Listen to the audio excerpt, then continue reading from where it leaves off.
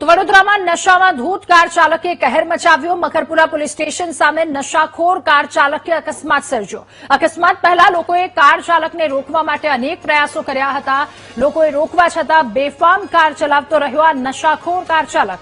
2 થી 3 કિલોમીટર સુધી બેફામ કાર ચલાવી લોકોના જીવને જોખમમાં મૂક્યા। તો આવા બેફામ બનેલા કાર ચાલકો સામે આકરી કાર્યવાહી કરવાની લોકો માંગ કરી રહ્યા છે।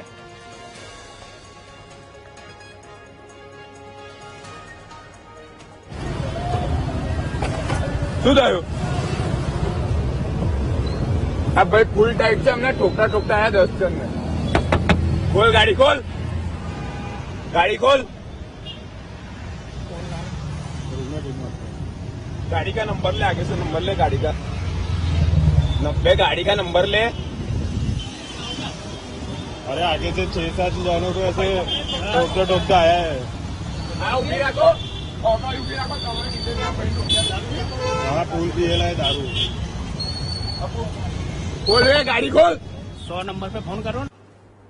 વધુ માહિતી મેળવીશું। સંવાદદાતા માનુ આપણી સાથે ફોન લાઈન પર જોડાયા છે। માનુ, મકરપુરા પોલીસ સ્ટેશનની સામે અકસ્માતની ઘટના, નશાખોર કાર ચાલકથી લોકો કંટાળ્યા છે, શું વધુ વિગત આ કેસમાં?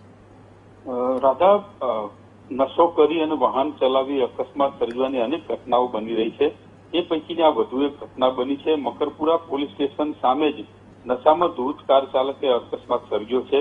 કેટલાક લોકોએ કાર ચાલકને રોકવાનો પ્રયત્ન પણ કર્યો, તેમ છતાં એને કારના કાચ ન ખોલ્યા। કાર બેફામ રીતે ચલાવી અને 2 કિલોમીટર આગળ જઈ અને અકસ્માત સર્જ્યો। મકરપુરા પોલીસ સ્ટેશનની બિલકુલ સામે જ કાર છે ડિવાઈડર સાથે અથડાઈ અને ત્યારબાદ આ કાર ચાલકને પકડી અને 108 મારફતે હોસ્પિટલ લઈ જવામાં આવ્યો છે।